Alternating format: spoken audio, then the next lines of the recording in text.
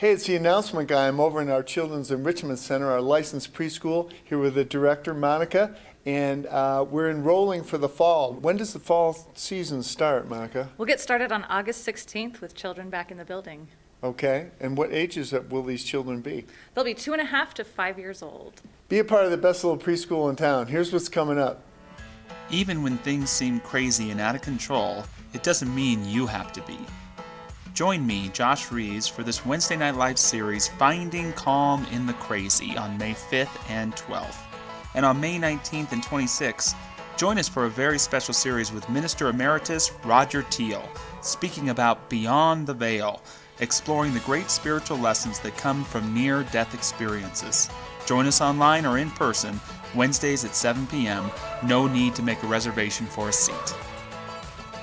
Mile High Church isn't only for Sundays, but has something to support your spiritual upliftment every day. Sign up for our Daily Pearl email and receive a daily inspirational quote. Listen to dynamic meditations and messages from our ministers on the meditation app Insight Timer. Go deeper into our 2021 Evolve Communication Initiative by listening to our new podcast, What We're Thinking About. Subscribe to the Mile High Church podcast to receive notifications and receive new episodes when they release. All this can be found on our homepage at milehighchurch.org. I'm back here with Monica. Just want to let you know our preschool is coming up on August 16th. So register. We got limited spots available, but there's room for you. Have a great week. Come and join us. 1, 2, 3. Good morning, Mile High. So great to have you here. I'm happy to have Lauren Sheila here. Here we go.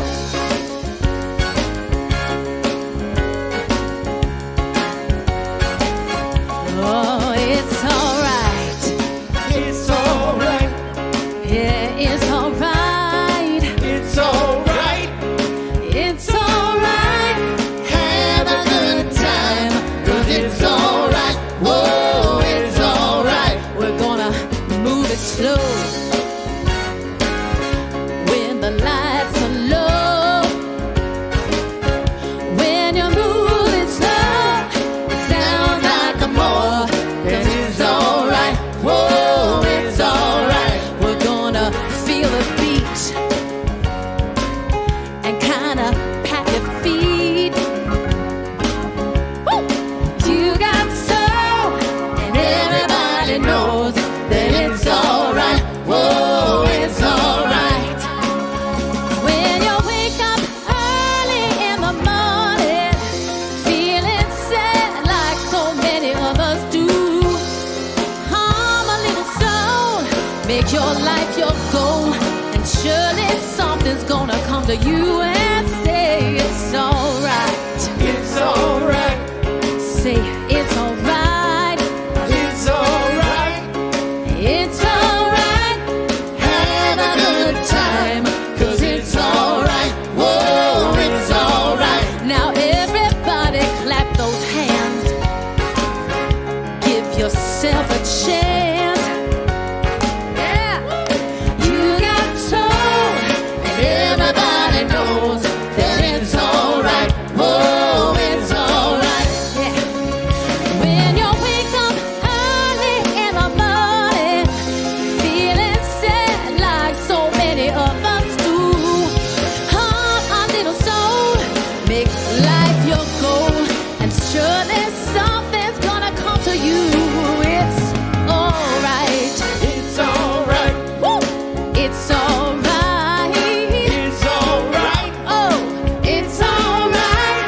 Have a good time, 'cause it's alright. Oh, it's alright.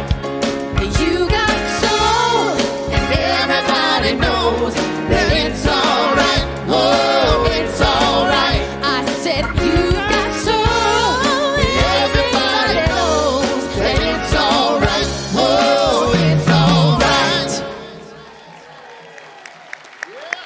Yeah. Lauren Sheely and Tom Litch and our wonderful Mile High Band. Yeah. Wow. So I was up there standing there watching you guys. This is feeling like a real 10 o'clock service again. Woo! Yes. I shouldn't have yelled like that. Sorry, I'm so excited. For those of you watching online, welcome to you too. We've got lots of people in our sanctuary this morning, and it's so good to have you all back. Thank you for being here. Yes, wonderful, wonderful. I occasionally like to cook, and I follow recipes fairly well, and I've noticed that when I create something that if I leave something out of the recipe that it never turns out quite right, that the recipes usually have the exact right elements of what's needed, and the chemistry of that makes it come out perfectly most times.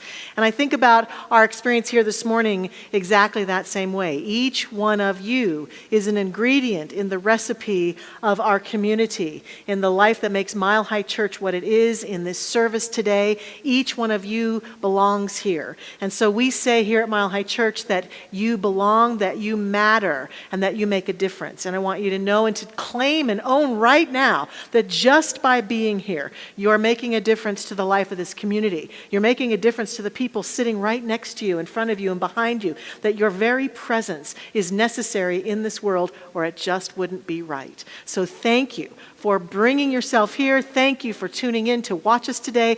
Thank you for being a part of spiritual community. It is a joy. And we have an amazing service planned today, especially, I would say, in the music area. You're going to hear a number of original songs written by our own Tom Litch, our music director today. Yes, so exciting. And we've got a wonderful, wonderful day planned, and it's great to have you here. And each week we come together, we take time to take a look at our vision and mission statement together and remind ourselves what we're here to do and be together. So please join me as we read aloud enthusiastically our vision. Oneness revealed, a world of love, peace, and abundance for all. And our mission, to serve as a spiritual beacon for personal empowerment and global enlightenment. What a joy it is to do this and be this together. And so we're going to step into some time of spiritual practice. There's a song that we play here each time we start our practice that many people say just anchors them right into the moment. So we're going to hear that song. We're going to have some silence, and then Dr. Patty is going to pray us in. Let's begin.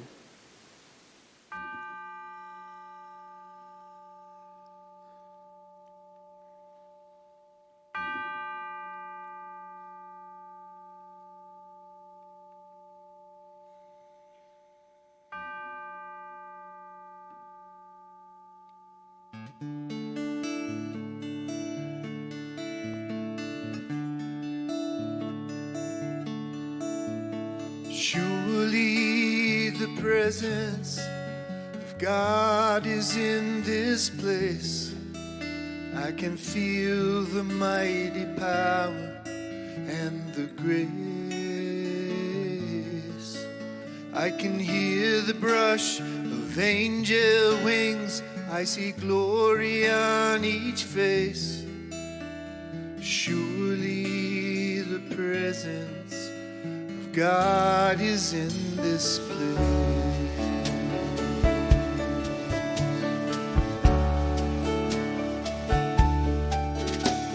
Surely the presence of God is in this place. I can feel the mighty power and the grace. I can hear the brush of angel wings. I see glory on each face. Surely the presence of God is in this place.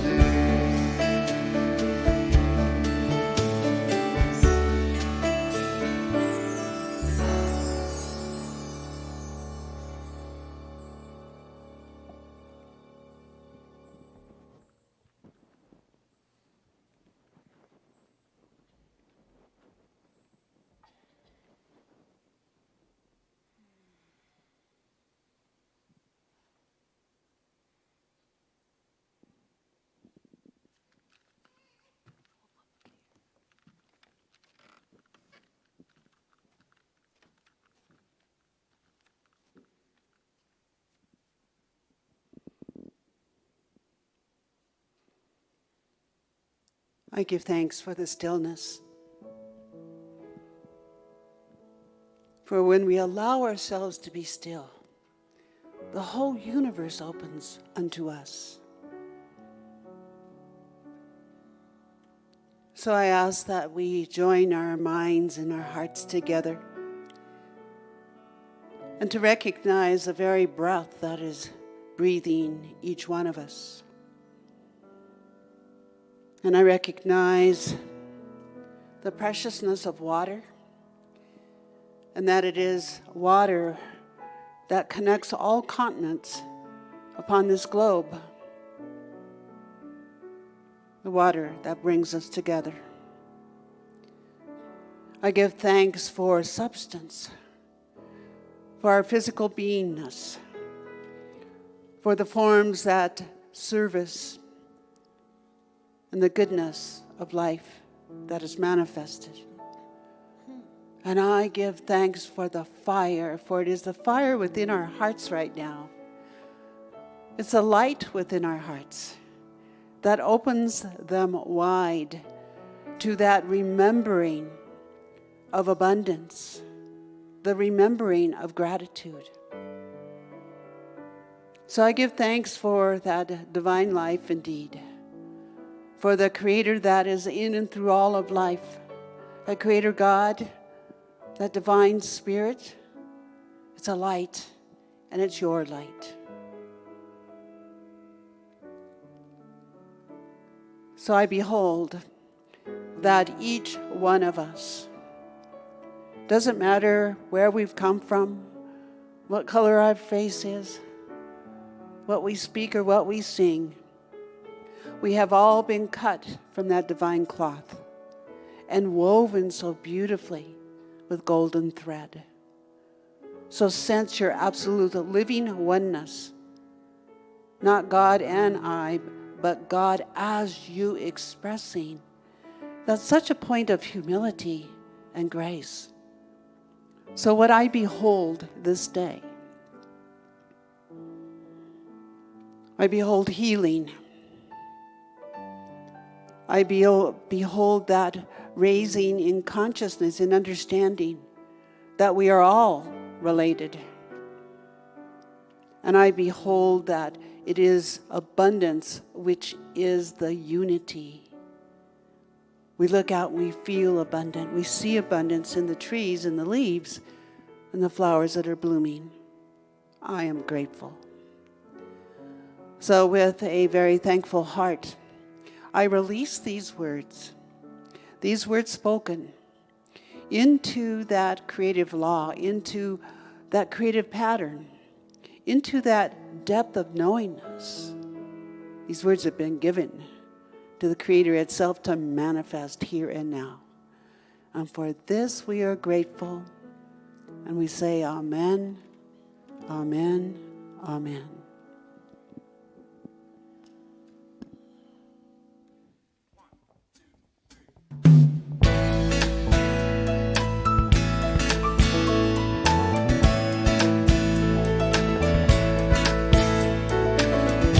Look around you, what do you see?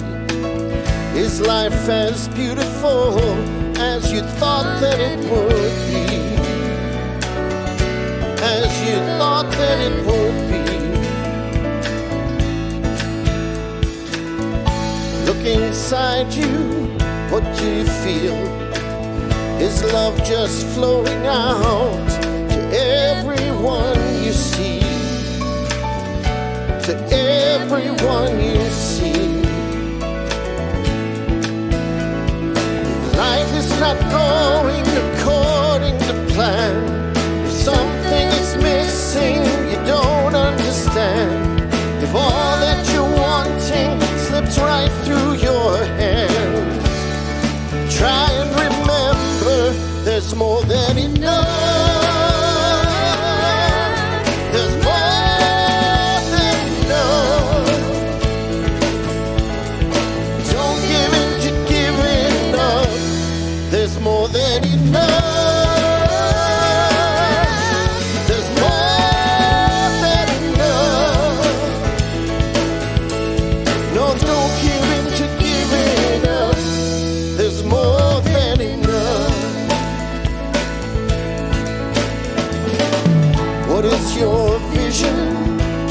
believe that love is pouring out to everyone you see,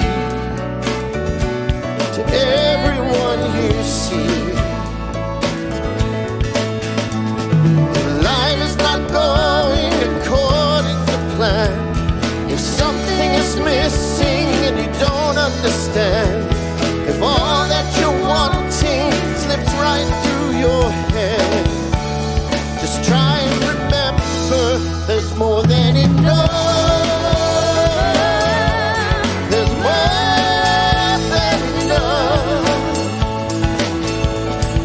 Don't give in to giving up.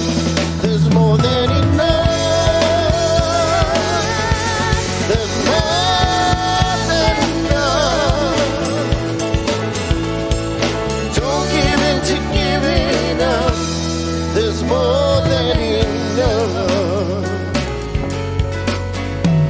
It's reaching out, it's letting go, it's gratitude, it's in the flow. Mother Nature plays this song, it's up to us to sing along. There's more than enough. There's more than enough. Don't give in to giving up. There's more than enough. There's more than enough. No, don't give in to giving up. There's more than enough. Don't give in to giving up. There's more than enough.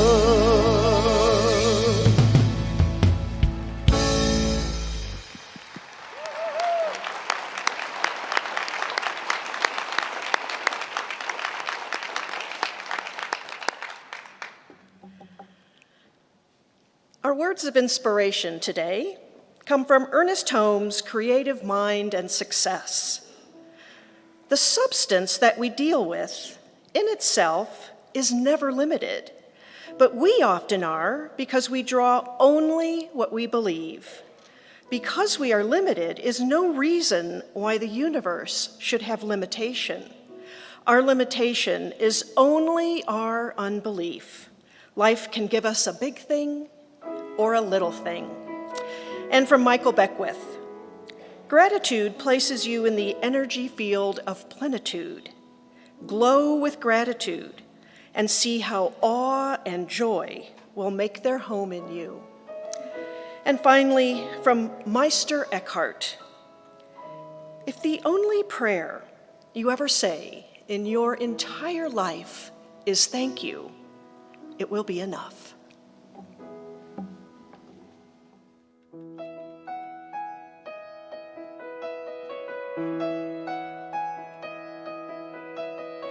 We come with beautiful secrets. We come with purposes written on our hearts, written on our souls. We come to every morning with possibilities only we can hold, that only we can hold. Redemption comes in strange places, small spaces, calling out the best of who we are. And I wanna add to the beauty, to tell a better story. Oh, shine with a light that's burning up inside.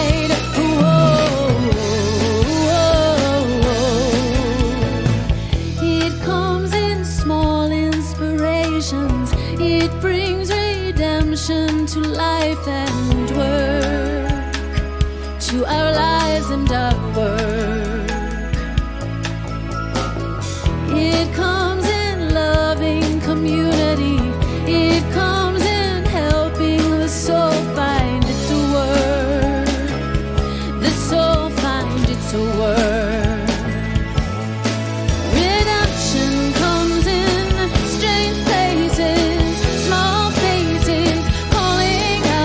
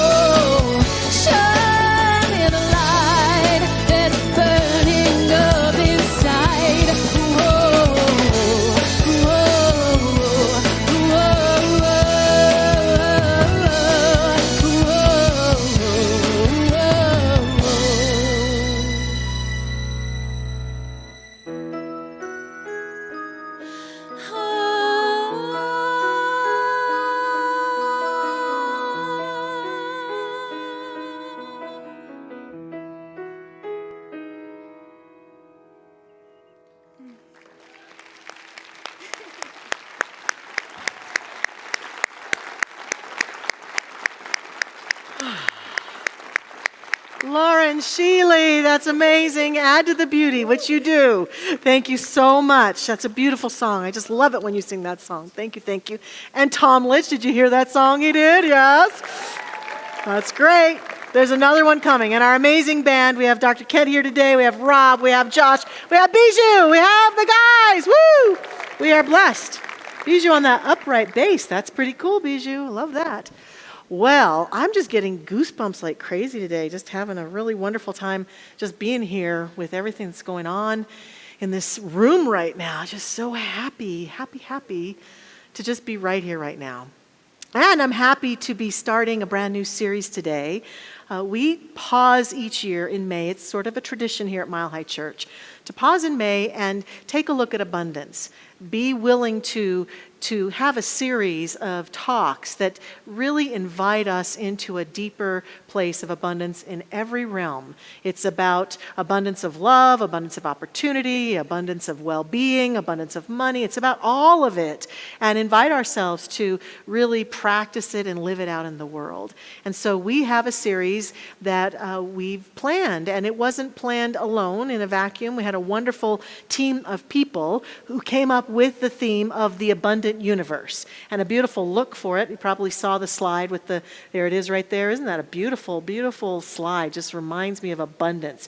And the abundant universe has 4 components to it, and our intention with this series is not just to bring nice concepts and great ideas and woohoo, but to give practices and to give 4 pillars that we believe support people in living an abundant life in every realm, and that learning to practice and embrace these 4 pillars will contribute to a greater experience of feeling the abundance of the universe. And so before I go any further, I want to introduce the team that has planned all of this and let them stand if they are in the room. Some of them are watching online, not be able to be here today, but please hold your applause until I'm complete introducing all of them. Our team is Karma Lytle, Reverend Carol Wilkie, Reverend Jackie Harris. I know she's here somewhere. There she is back there. Dr. Kent Rautenstrauss, Lindsay Portencaso, Sarah Shin, Tom Litch, Jennifer Burnett, and soon to be Reverend Christina Jones. And that's our wonderful Adventure in Prosperity team. Thank you so much. Creative people who want to contribute to the beauty of Mile High Church in this work. And so I'm so grateful for them. They've done a beautiful job, and it's been an honor to work with them. So our theme arises out of our belief in this teaching that this is an abundant universe. We believe firmly that there's more than enough. And this belief is born out of the notion that that which created this universe, God, the source, the infinite life, is fully expressing itself through and as everything that exists. It's pouring through this universe as all that could ever be wanted or needed. I don't know if you've noticed, but I've noticed that that's not what people tend to experience, though. So what's the dissonance between what we believe to be the truth about this abundant universe and what people are actually experiencing? What happens is that we've been given freedom to use our mind and to use our perceptions and to use our lives as an expression of that abundance, or finding ourselves sometimes expressing that lack or experiencing that sense of lack. Because through habits of mind and habits of belief, as Reverend Carol read in the readings earlier, we place thoughts and ideas between us and that abundance that wants to pour itself through us. We don't do this on purpose. It happens through our living. It happens as we see things go on in the world. It happens when we see things going on in our families. It happens when we see things happen in our personal life, that we draw conclusions that sometimes continue to anchor us in a belief in lack and limitation. And then we experience said lack and limitation and are challenged to believe that this is an abundant universe. Because we want to say, if this were an abundant universe, wouldn't I always have more than I need all the time?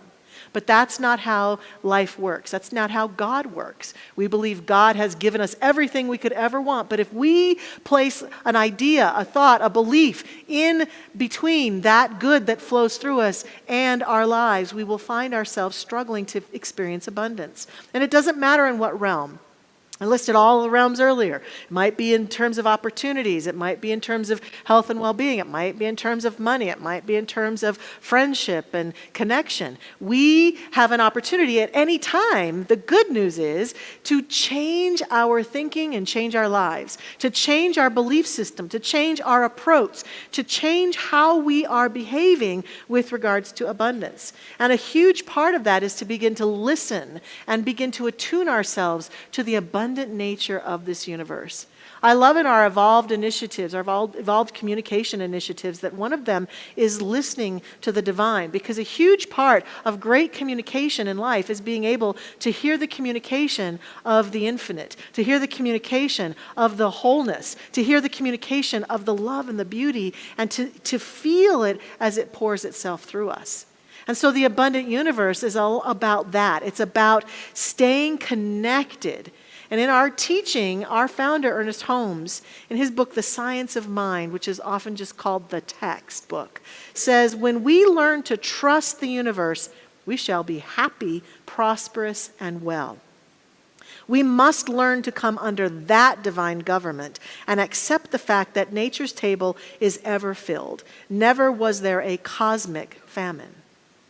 Now, certainly we look around the world and we can see that there are people and places who experience extreme famine, lack, need, hunger, shelter, opportunities, loneliness. They don't have people around. And so we can certainly see that going on. And we would assert today that we want to solve that because something in us knows that the universe is meant to be abundant for everyone, not just some of us, for all of us.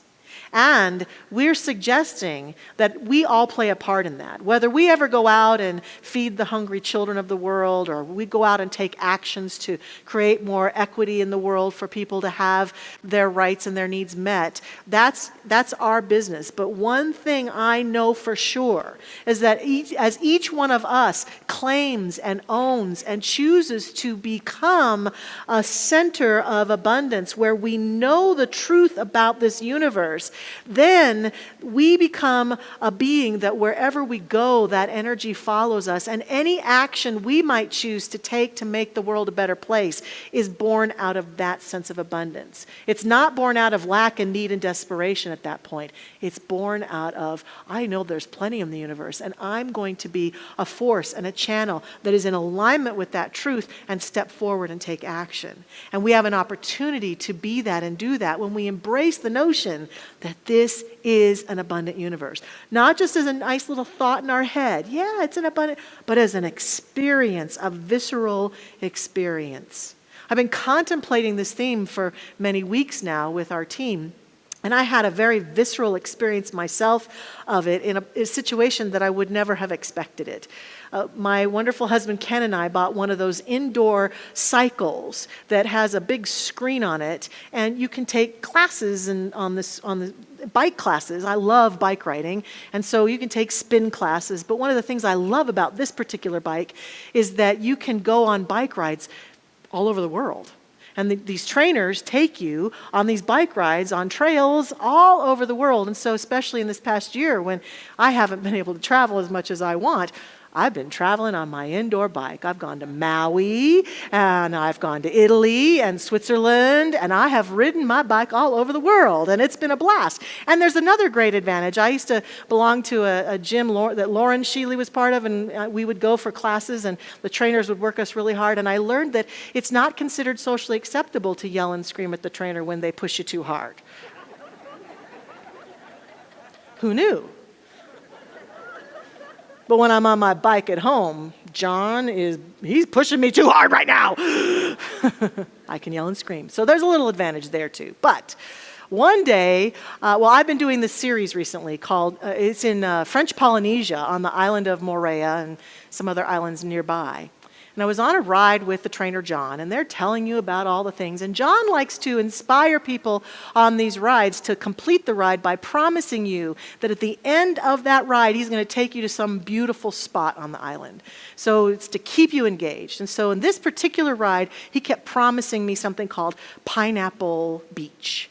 And so I'm envisioning this beach with all sorts of pineapples, because there certainly were pineapples all over the trees as you ride through French Polynesia. But we come to the end of the ride, and he takes you down to the beach, and all of a sudden, here's this beautiful, still beach with ocean water that's like greenish blue, and it expands out, and it's this beautiful scene.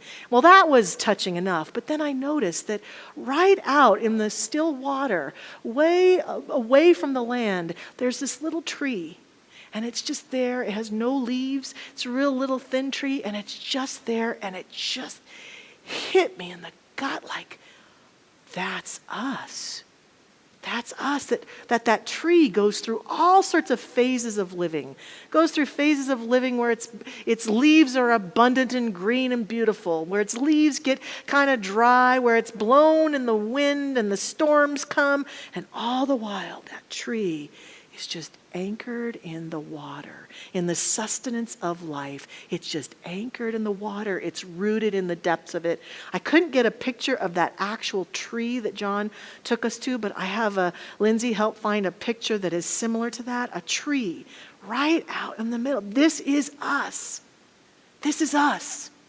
No matter what goes on in your life or mine, whether things are taken from us, whether life changes dramatically, whether there's plenty or not, no matter what's going on at the surface level, we are always rooted in the true abundant nature of the universe. And we are always sustained by that source. And the more we embrace that fully and completely, the more we can experience this. So in this 4-part series, the first place we're going to start is with gratitude. Our title today is Abundant Gratitude, How Gratitude Makes Us Rich. Because that feeling of richness comes when we understand that our source is limitless, that our source is abundant, that our source is this invisible presence that we are constantly utilizing even when we try to tell ourselves we're not, when we try to talk ourselves out of the good that God is and the good that the world is and the good that my life is. Still, all the while, that source never leaves us, never abandons us, just like that little tree just stays right in the water, and the water's there all the time. We live like that. And so the first part then of embracing the abundant universe, I think, has to do with receivership.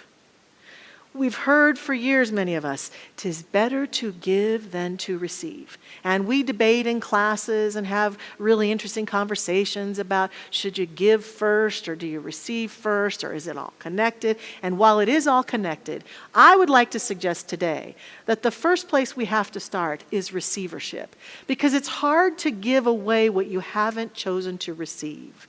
It's hard to give away what you haven't claimed already.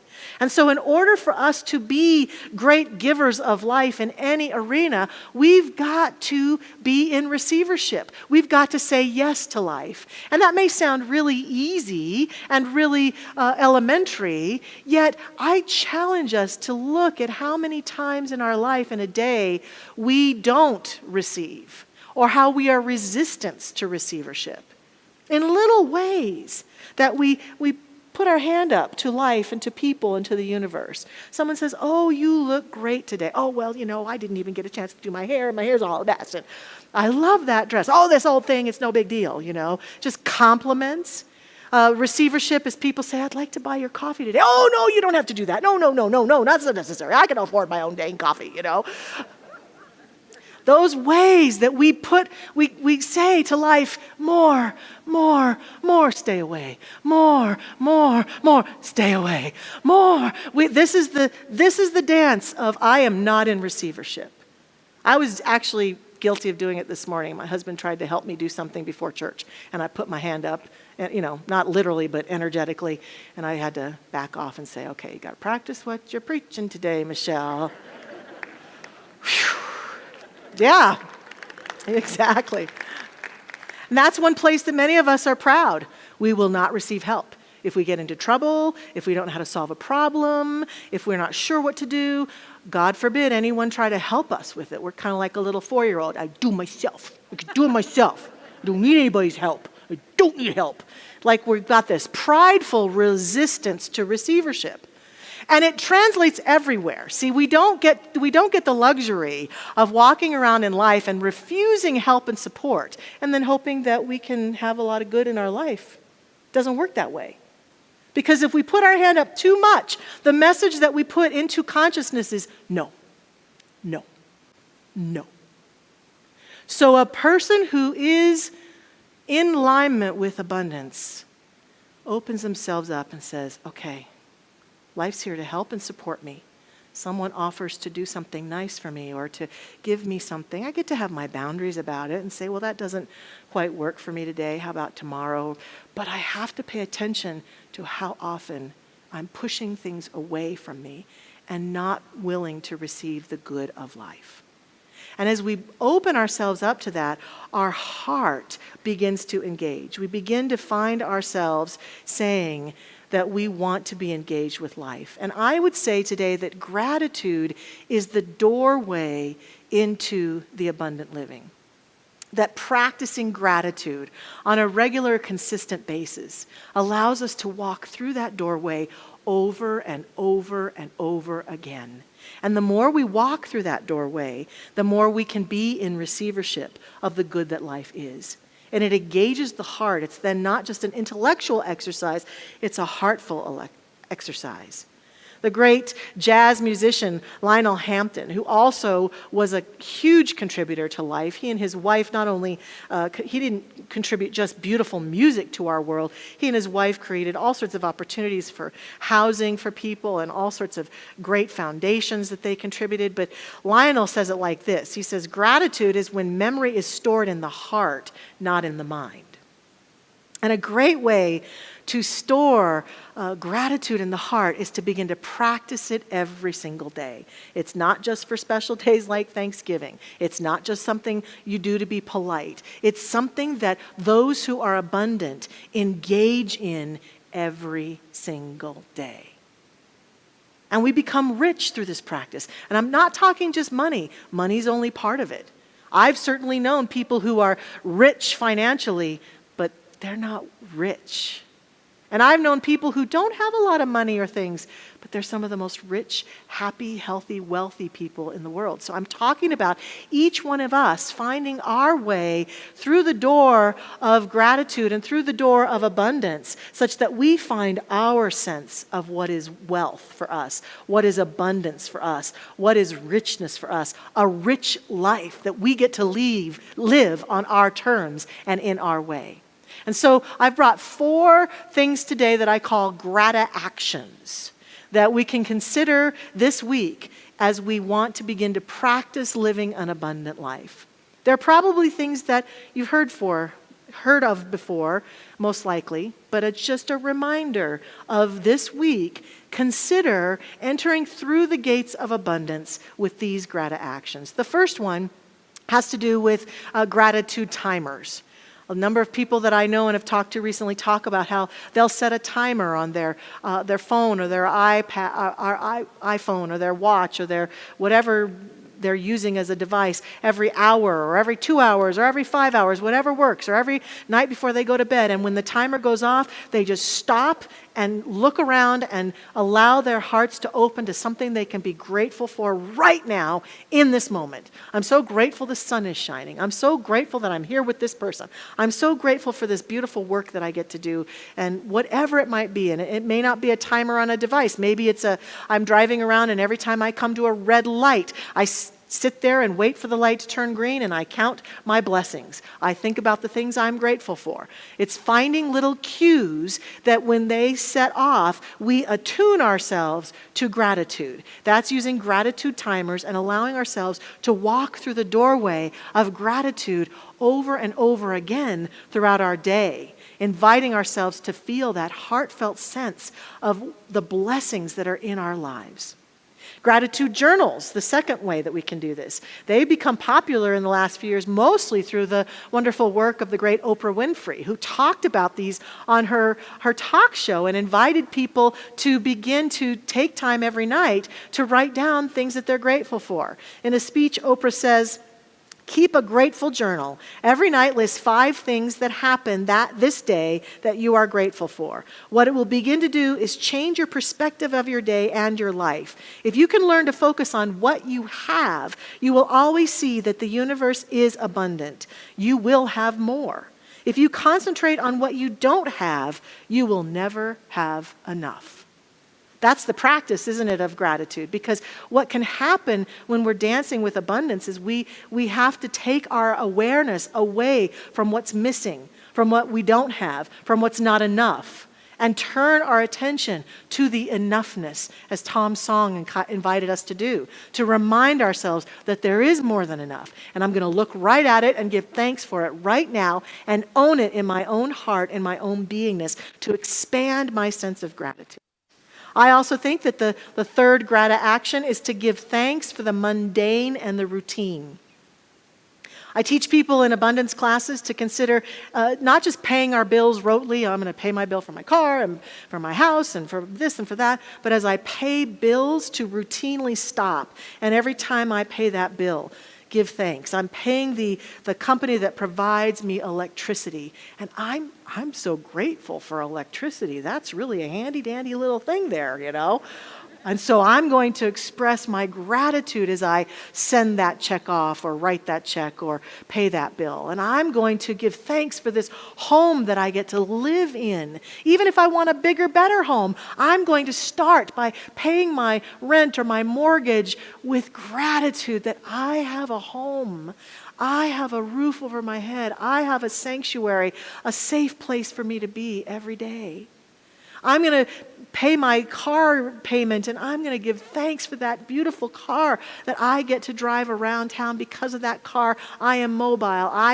So every one of those bills, the mundane, giving thanks that because I have these things, I can circulate my good towards them. Giving thanks in my home or in my place of work for the little things that people do that support us. Oh, I'm so grateful that someone unloaded the dishwasher. Thank you. I'm so grateful that someone made coffee this morning. Isn't that lovely? I'm so grateful for the coffee. I'm so grateful. Just looking constantly for little things that we can find, that we can extend gratitude for. And taking time to send sweet cards or even just a text to someone saying, I'm so grateful for you. Who you are is so amazing. I'm so grateful. Thank you for buying me coffee today, or thank you for your prayers, or thank you for being you. Just taking time to send love notes and cards and texts to people in gratitude. These are things that we can do this week that can help to anchor us in. And the last one, which in my world has often proved to be one of the most important ones, is something I called the unconditional thank you.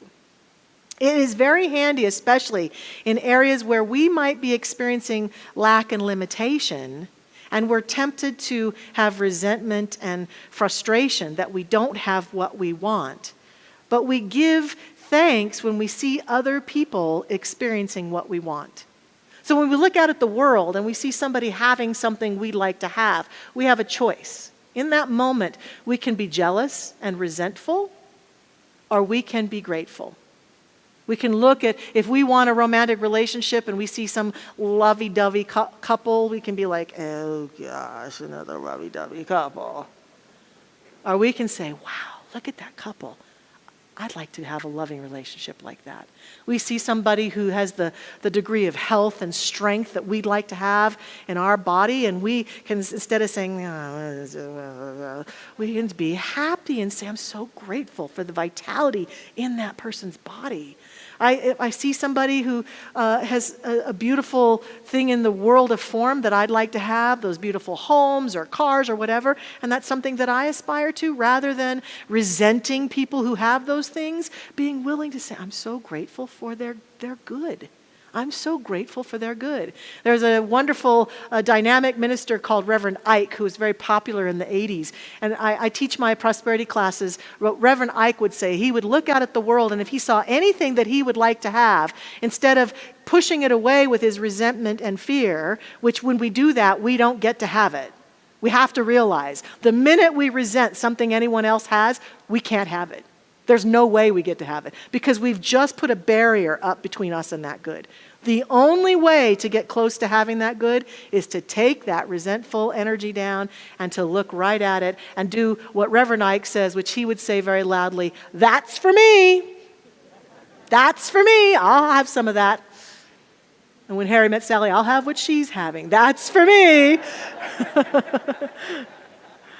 Allowing ourselves to align ourselves with the good that life is offering. And even though it appears to be offering it to something or someone that appears to be the other, we know there's no such thing as the other. We are one with the abundant nature of the universe. And when we celebrate the good that other people have authentically and heartfully, we align ourselves with that. Even when we're experiencing a lack of energy in that area, where we can't seem to get what we want, or something is even taken away from us, or is challenging for us to manifest. I had a very profound experience with my former husband, Brad, a number of years ago. A lady here says I should call him my husband. I thought that was kind of cute. But Brad and I are still very good friends, and he and I were on an anniversary, and we were in Paris. A member of our congregation had offered us his apartment in Paris, and so we said yes, and we went to go stay. It was a little bit outside of town, so every day we would come into town, into Paris, on the train, and we would meet people. And this particular day, this person asked us where we were going to go, and we told them we were going to go to this particular museum, and they said, "Well, be very careful, because there's pickpockets at that museum." And they're just targeting that museum like crazy. And so when we got to the museum, we decided to be smart, and we checked our bags with the museum officials, and they took them and gave us a claim number, and we went through the museum, and we came back and got our bags, and we walked out of the museum, and we're standing in front of the museum on one of those iconic bridges in Paris where you can just see this beautiful sceneries in front of us. And I don't know what happened, but my intuition suddenly said to Brad, "Where's your wallet?" And Brad did that man dance you men do sometimes, where he's like standing on the Paris bridge looking, and we go through the bags, and the wallet's gone. And then he remembers when he handed the bag over, he didn't take the wallet out of his pocket. And we realize he got pickpocketed. So we're standing there, we're trying to recount, well, what was in the wallet? What was in the wallet? And there was the debit card, and there were some traveler's checks, and we'd grabbed cash that day. His ID was in the wallet. It was just it was all this stuff, and we're starting to panic a little bit. Here we are, we're in this foreign town in the foreign country, and how are we going to recover? And so we're standing on this bridge, and all of a sudden, I got struck with the beauty, and I think he did too. In that moment, both of us just took a deep breath. He's a practitioner, I'm a practitioner, a minister, and we're standing here looking around, and we looked at each other and we said, how could we shift this experience right now? We're standing in one of the most beautiful cities in the world, looking at this amazing scenery and this beautiful opportunity that someone gave us their apartment to live in for a week in Paris. We're so blessed. And we began to shift the whole conversation till it even got to the point where we said, you know what? Let's bless the person who took the wallet.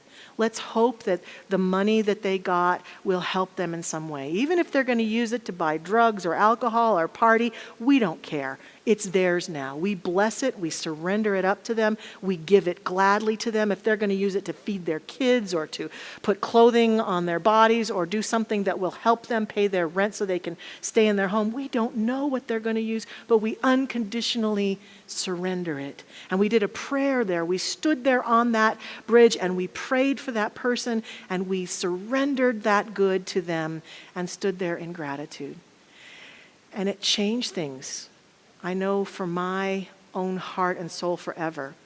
And as it turns out, we were able to cancel the traveler's checks, and we realized that we still had money back at the apartment, and we had our passports, and everything worked out just fine. It took a little bit of time to fix it, and we went on with our trip.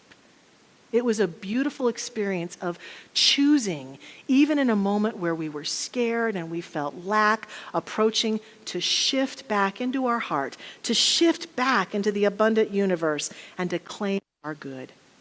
The comedian Jim Carrey says to us, I challenge anybody in their darkest moment to write what they're grateful for, even stupid little things like green grass or a friendly conversation with somebody on the elevator. He says, you start to realize how rich you are. That's our invitation this week, to use gratitude as an instrument, a tool, a means to create that feeling of richness and wealth in our lives this coming week by practicing any or all of these gratitude actions. I saw a meme this last week that said, it's not happy people who are thankful, it is thankful people who are happy. And I would change it and say, it's not abundant people who are thankful, it's thankful people who are abundant. Let the abundance begin now. Yeah.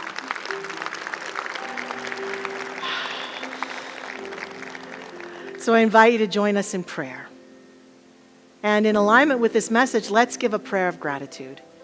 I invite us to notice right here and right now what gratitudes we have for the opportunity to be here together in this holy space, for the opportunity for all the good that is around us, all of these good beings surrounding us, good hearts, the opportunity to be breathing this day, to be alive, to be fully here now.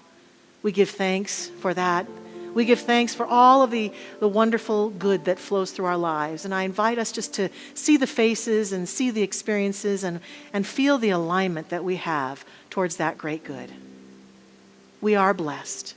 We know that we are blessed, and we claim and own those blessings now. We know that those blessings are because the infinite wealth of the universe, the infinite love of the universe, the infinite light of the universe is pouring itself through us right now. And we open our hearts and minds to be the great receiver, the glad receiver of that good. And we use these grateful hearts that we have to continue to anchor us over and over and over again into that good. And I am so grateful for this inspiration within us that calls us to this, and so grateful for the deepening that occurs this week in each of our hearts as we endeavor to live out this practice and this way of life for ourselves and all beings everywhere.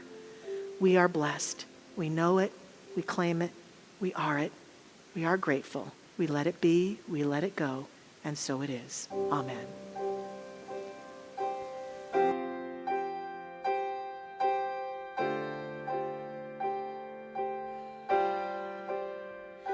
Gratitude before me, gratitude behind me, gratitude to the left of me, gratitude to the right of me, gratitude above me, gratitude below me, gratitude within me, gratitude all around me, and I'm so grateful. I'm so grateful. I'm so grateful. I'm so grateful. I'm so grateful. I'm so grateful. I'm so grateful. I'm so grateful. Gratitude within.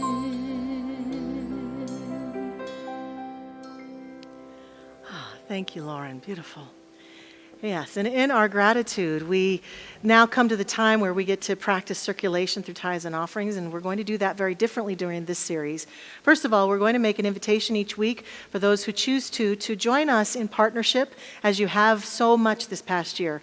Great financial partnership, supporting Mile High Church. And in this Adventures in Prosperity, we often have a card of intent. You are totally at choice if you choose to fill one out. What it does is it communicates to our board and our staff your intention for giving in this next fiscal year, which begins July 1st. It also sets an intention in those who fill it out for a life of abundance. And so many people use it as an instrument to anchor themselves in and say, I'm going to invest in the idea that I have so much good flowing through my life that here's what what I intend to circulate.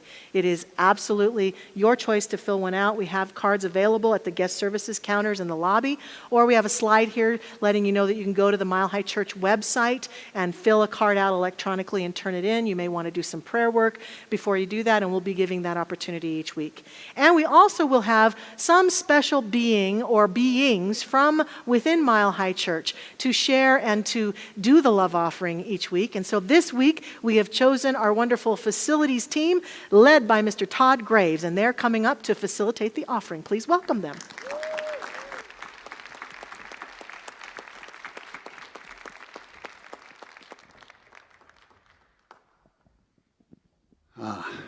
So here we go. I mentioned this earlier. I can be on a lift 50 feet in the air, working on electronics and be just fine. But put me on a stage with a microphone, and I feel fear. So, anyway, so this is your facilities team. This is Robert Molesworth, Michael Callis, Scott Litchard, and Jennifer Cunningham. And we're here to really sincerely express our gratitude for your donations this past year while you were all away. It was an interesting year, to say the least. It was sad at times, exciting as things started to kind of open up and then, shut down again. But throughout the last year, we frequently talked about how grateful we were to be able to continue coming to work and keep this beautiful campus going. We have a huge list of tasks that this crew accomplished, and it was really amazing to see it unfold. But just some of the highlights. We painted the entire parking lot, all the lines on it. Robert took the task of repairing and painting the Vote Center rooftop. That's an old building. It was built in '72, and it needed some work. We got up there and started looking, and there was a lot of damage that needed to be taken care of. So LED light conversions, we do our best to be good stewards with your contributions and save money and invest in things that will save you money in the long run, and continuing to convert lighting to LED is a huge, huge benefit to this place, to all of you. And then these lights in the sanctuary, we built this. We had a lift that almost reached the lights, but not quite. So over the past few years, as we've watched them begin to burn out, I just cringed every time I walked in here and turned them on. But Jeannie's a lift company, they finally came up with an attachment for our lift that straddles these seats. The lift sits on top of it. We can crank it up, we can finally reach these lights. And we still have a few to work on. I saw one more burned out. We have something else going on with these four, but we can finally do it. And especially Jen and Michael they really changed gears and began becoming cleaning and disinfecting technicians. And it's kind of a thankless job maybe, but they leaned into it with gratitude again. No complaints, and they're just more than willing to do whatever needed to be done. So that's about it for that. I came up here without my cheat sheet today, so but I don't think I need it. I think I got this. So now, if you'll anchor into the abundant blessings of the universe, again with gratitude, you can text to give, you can you can mail your contributions, and this is what I need in my cheat sheet. You can mail your contributions in. We have for those of you who are here, you can you can drop your donations in the lobby. And there's one more thing I wanted to say. Seeing people come back into this sanctuary, into some classes that we've had, who were away for a year, half a year, whatever, when we started having people back. Seeing people with tears of joy in their eye. The online ministry has been absolutely amazing, and it's enabled us to continue carrying our ministry into the world in a bigger way than we ever have before. But there is something magic about being on this campus and connecting with all of you. So I encourage people as they can to come back and be a part of this community in person. It's a healing, powerful experience. So with that, if you'll prepare your donation however you will, and repeat this with me. Divine love, as me, blesses and multiplies all that I am, all that I have, and all that I circulate. And so it is. Thank you all very much. Thank you all. You do so much. Thank you, thank you. Disinfecting. Let's hear it for disinfecting.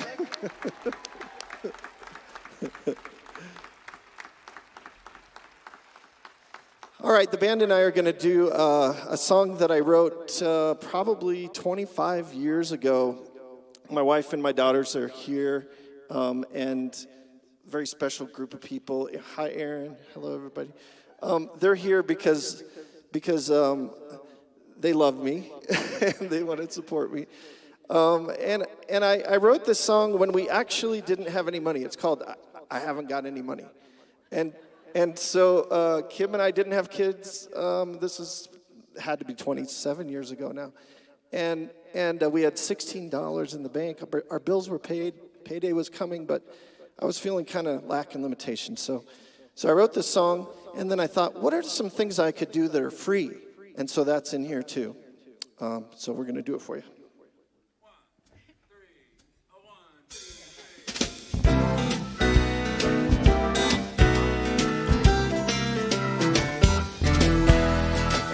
I haven't got any money.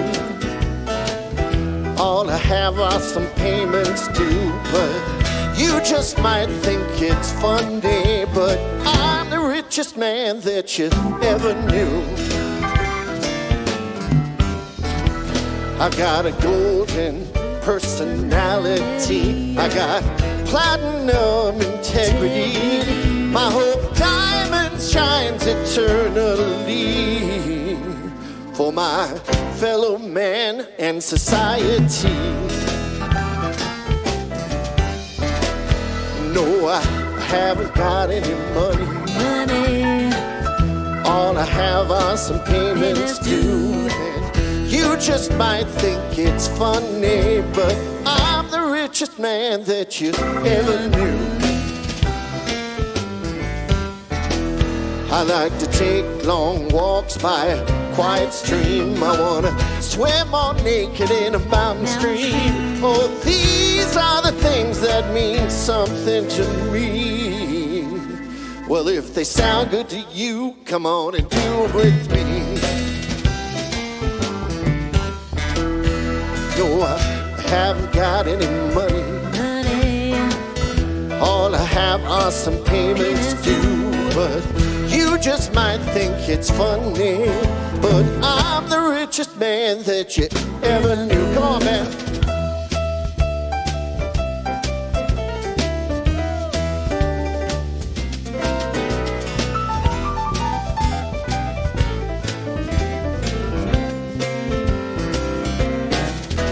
No, I haven't got any money. No, all I have are some payments due, and you just might think it's funny, but I'm the richest man that you ever knew. Yes, I'm the richest man that you ever knew. Yes, I'm the richest man that you ever knew.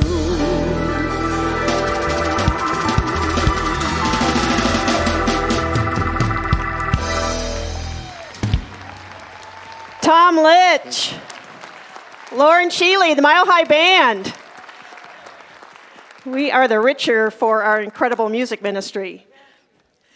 And I'm so grateful, Dr. Michelle, to you for the articulate and heartfelt way that Spirit expresses as you. Thank you for that incredible message. I've heard it twice, and I think I'm going to go home and hear it a third time. So we have a couple things coming up. If you want to dive into some classes, Reverend Masando is teaching Essential Earnest Homes. It's a great way to learn more about our founder. It's in its second week, but you can still jump in and join the class. We also have Self-Mastery coming up, and that's it's one of my favorite classes we teach here, and it's a great way to sort of take a deeper dive into understanding ourselves. Reverend Michelle Scavetta is going to be teaching that online, and Dr. Barry will be teaching it in person. He's bringing back his Friday morning church, so he'll be doing that at the end of May, and you can sign up for that on our website. And also, we don't need reservations anymore for Wednesday Night Live, which is a great thing. So if you want to come Wednesday night for our midweek service, just show up, and we'd love to see you here in the sanctuary. And so now I want to invite you to stand for our benediction and our peace song. So we go forth into this marvelous day today, just opening our hearts up to the gratitude that is ever flowing, and knowing that there is only good in the universe that's flowing to us, and we are open to receive it. We just allow this to be, and so it is. Let there be peace on earth, and let it begin with me. Let there be peace on earth, the peace that was meant to be. With God as our power, and we all are we. Let us walk with each other in perfect harmony. Let peace begin with me. Let this be the moment now. With every step I take, let this be my joyous vow. to take